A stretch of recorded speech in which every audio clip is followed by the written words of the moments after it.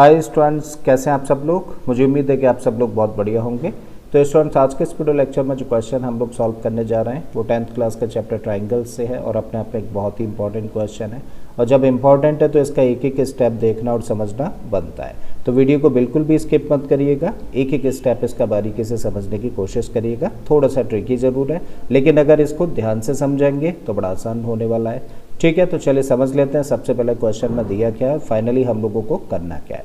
तो क्वेश्चन में भाई हम लोगों को दिया है, in the figure angle B E D equal to angle B D E and E divides B C in ratio 2:1, then prove that A F into B E equal to 2 into A D into C F. तो question में देखिए हम लोगों को यहाँ पर एक figure दे रखी है और इस फिगर में बोला गया है कि ये एंगल इस एंगल के इक्वल है, जबकि इस बी सी साइड को पॉइंट ई 2:1 में डिवाइड करता है। तब हम लोगों को ये कंडीशन प्रूव करनी है, यानी कि ए एफ और बी ई का जो प्रोडक्ट होता है वो ए डी और सी एफ के प्रोडक्ट के डबल के इक्वल होता है। ठीक है, तो चलिए स्टार्ट करते हैं क्वेश्चन। और स्टार्ट कर रहे हैं हम लोग एक छोटे से कंस्ट्रक्शन के साथ में। हम लोग क्या कर रहे हैं, इस पॉइंट सी से एक लाइन ड्रॉ कर रहे हैं, किसके पैरेलल, इस लाइन डी एफ के पैरेलल। ठीक है, तो चलिए कंस्ट्रक्शन कर देते हैं पहले। तो हम लोगों ने जी से एक लाइन ड्रॉ करी जो कि पैरेलल है किसके, इस डी एफ लाइन सेगमेंट के।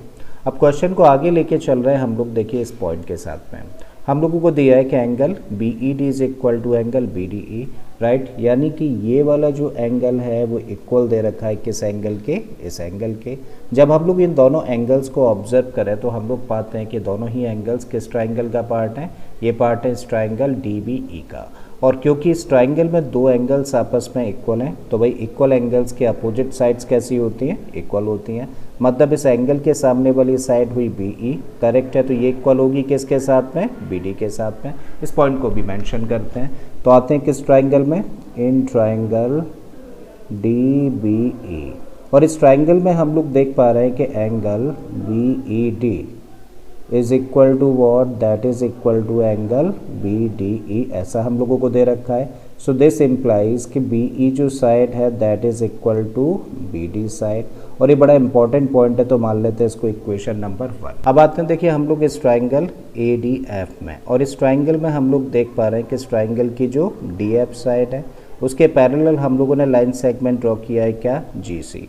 और अगर जी सी इस ट्राइंगल की इस साइड के पैरेलल है तो ये क्या करेगा, इस ट्राइंगल की बाकी की जो दो साइड्स हैं उनको सेम रेशियो में डिवाइड करेगा। और ऐसा क्यों, बीपीटी ऐसा कहती है। ठीक है, तो मेंशन करते हैं इस पॉइंट को। तो किस ट्राइंगल की बात कर रहे हैं हम लोग बात कर रहे हैं ट्राइंगल ए डी एफ की। और इस ट्राइंगल में जो जी सी लाइन है that is parallel to which side, D F side के पैरेलल है। देयरफॉर हम लोग कह सकते हैं कि ए सी अपॉन सी एफ, ठीक है, मतलब this part upon this part must be equal to A G upon G D.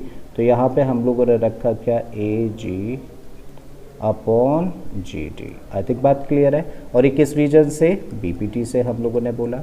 अब अगर इस इक्वेशन की दोनों साइड्स में अगर हम लोग 1 प्लस कर दें तो कोई फ़र्क पड़ने वाला है नहीं ना। तो हम लोग क्या कर रहे हैं, दोनों साइड्स में 1 प्लस कर रहे हैं। तो यहाँ पे हम लोग लिख सकते हैं 1 plus A C upon C F, and this equal to इस साइड में भी हम लोग 1 प्लस कर रहे हैं तो इसको लिख सकते हैं ए जी अपॉन जी डी।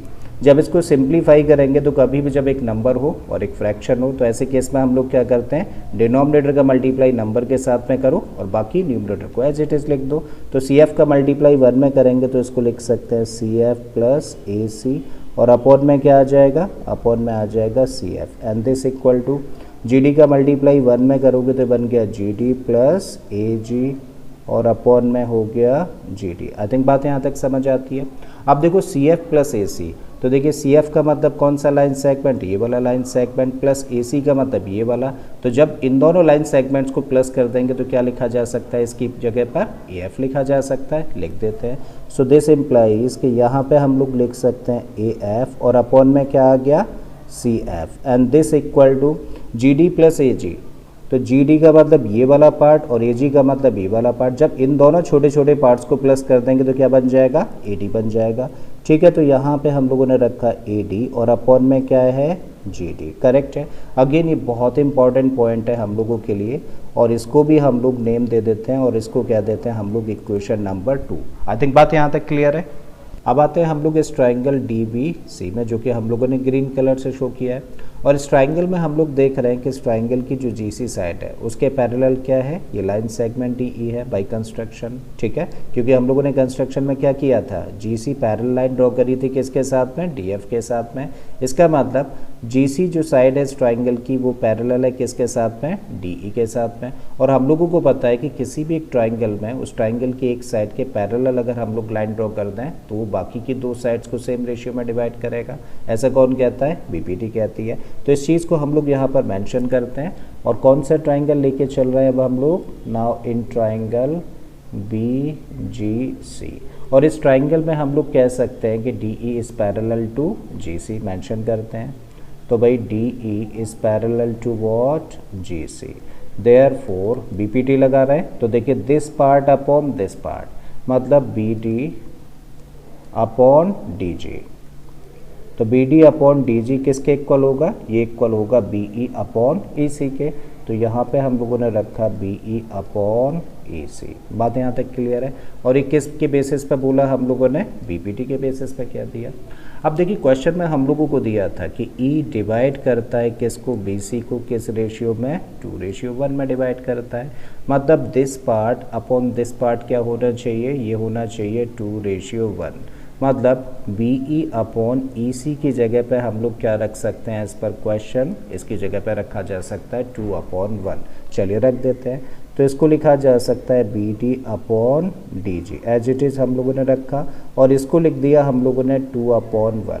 अब जस्ट क्या करें, क्रॉस मल्टीप्लाई कर देते हैं। तो जब क्रॉस मल्टीप्लाई करेंगे तब हम लोग लिख सकते हैं कि 2dg is equal to what, that is equal to B D, या फिर dg equal to what, that is equal to 1/2 B D. I think clear है, कोई डाउट नहीं यहाँ तक। अब अगर इक्वेशन नंबर 1 को हम लोग देखें तो भाई बी डी की वैल्यू हम लोगों को पता है जो कि कितनी है, बी ई। ऐसा हम लोगों ने शो किया है कि दोनों कैसे हैं, इक्वल हैं। मतलब हम लोग चाहें तो बी डी की जगह पे क्या रख सकते हैं, बी ई। तो चलिए यहाँ पर रख देते हैं। तो इसको लिखा जा सकता है कि D G is equal to what, B E, और अपॉन में लिख देते हैं 2। और ये बड़ा इंपॉर्टेंट पॉइंट है तो मान लेते हैं इसको इक्वेशन नंबर 3। और अब हम लोग क्या कर रहे हैं, देखिए यहाँ से जो डी जी की वैल्यू है वो इस इक्वेशन के अंदर पुट कर रहे हैं, डी जी, ठीक है, जी डी कह लीजिए या फिर डी जी कह लीजिए, एक ही बात है। So now putting the value of D G in equation number 2। तो चलिए इस इक्वेशन में इस जी डी की वैल्यू हम लोग इस इक्वेशन से रख देते हैं। तो इस साइड में क्या लिखा है, एज इट इज़ लिखते हैं इसको। तो यहाँ पे दिया है हम लोगों को A F upon C F, and that is equal to what, A D, as it is हम लोगों ने रखा। और इस जी डी की जगह पे हम लोग क्या रख सकते हैं, बी ई अपॉन 2। तो यहाँ पे हम लोगों ने रखा बी ई अपॉन में 2। कभी भी अपॉन का अपॉन होता है तो वो कहाँ चला जाता है, ऊपर चला जाता है, ठीक है।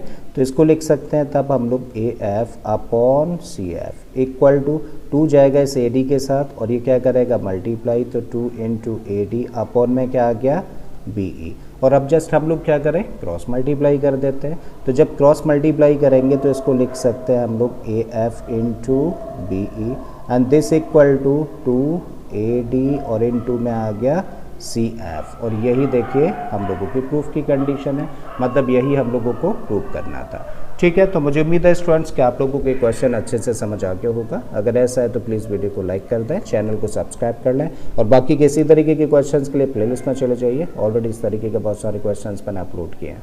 मैं फिर से आता हूँ एक नए क्वेश्चन, एक नए कॉन्सेप्ट के साथ में। Till then keep learning and thank you for watching this video.